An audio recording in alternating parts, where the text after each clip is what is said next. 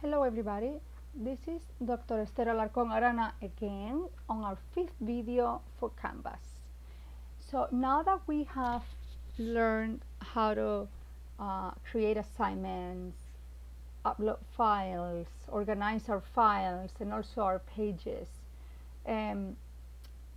now it is time to create our modules and to organize them so that the students can see their work during the semester organized and can always find everything. So the first thing is going to be to get into Canvas. Today I'm doing it through our portal. But I'm always logged in Canvas.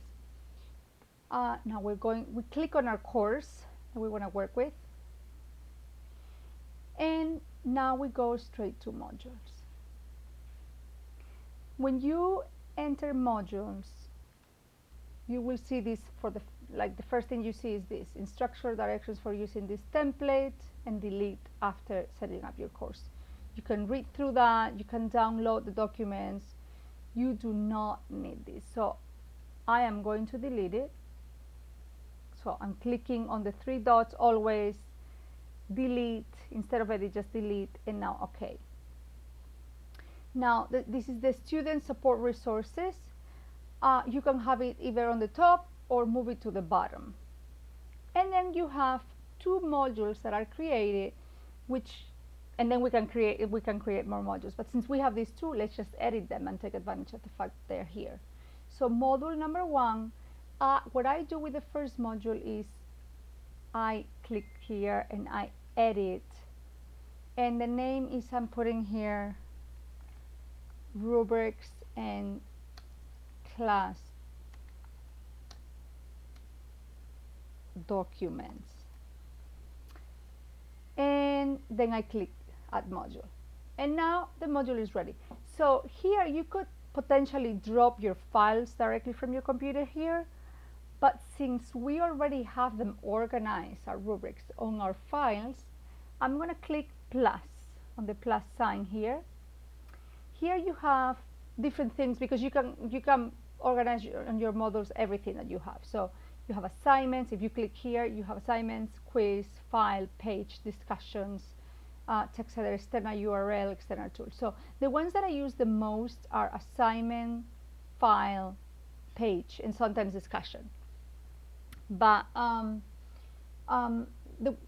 so I'm going to work today with assignments, file, and pages. If you want to work with anything else, don't hesitate to email me and I will work with you, because you have to set those first up. So we go to files, because this is where we have our documents, and here we have a section called rubrics. So I'm going to just click on the first one and actually I select them all. You could do it one by one, but I'm going to select them all and click add item, and now they're all here. So I have all of my items. You can organize this as much in the way that you prefer. For instance, I like students to see first the participation rubric, then I like them to see the short writing and the composition, speaking tasks for the midterm.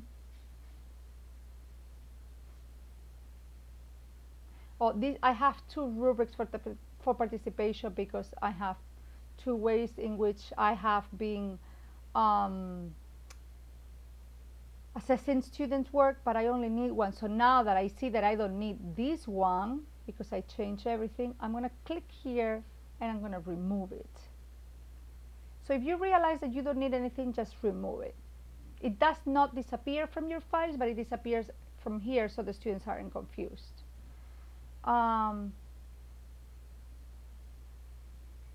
The same thing, I have two composition ones.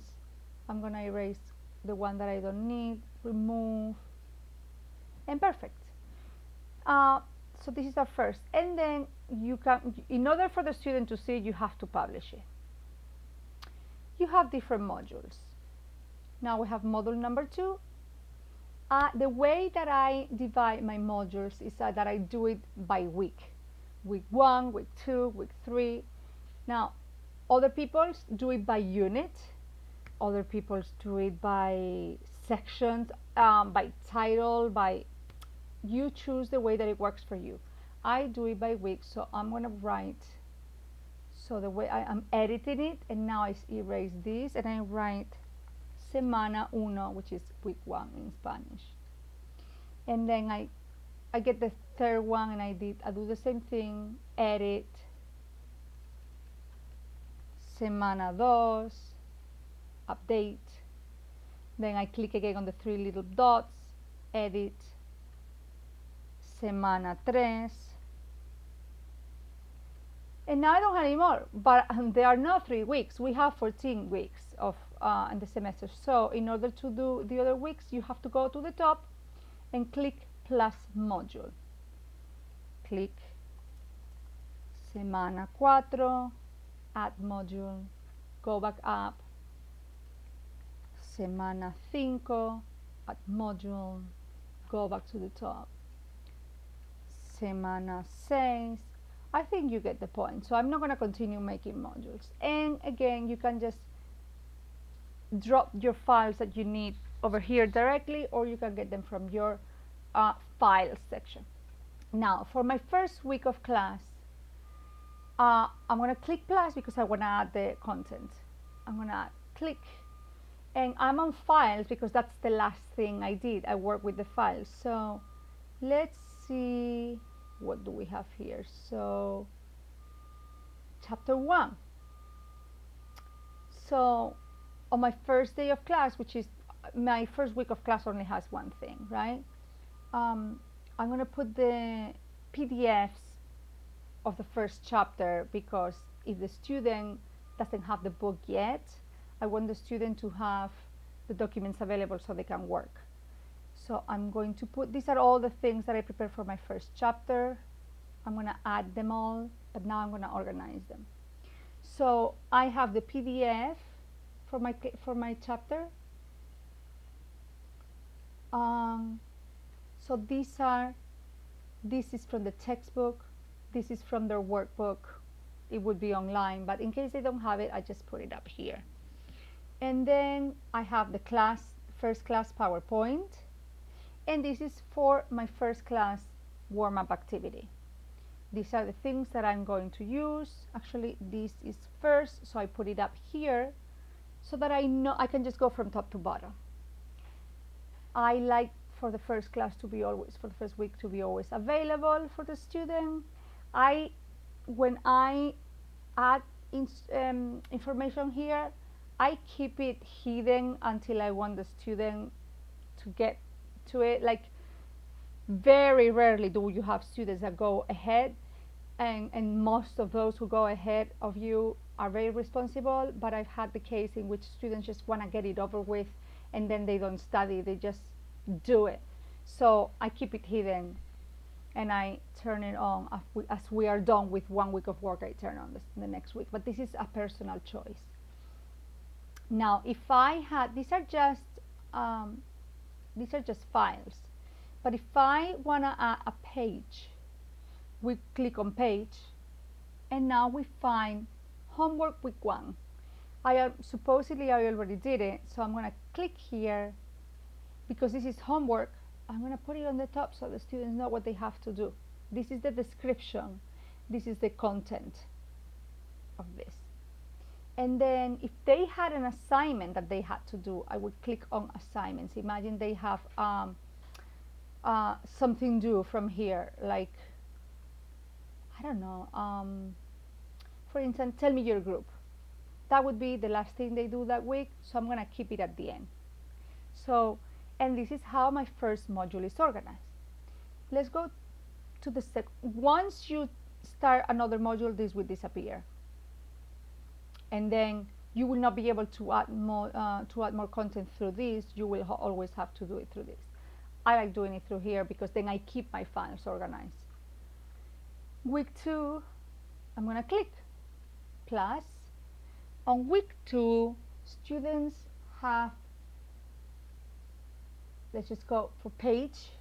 They have to tell me they have the homework. So I click on homework week 2, click. Then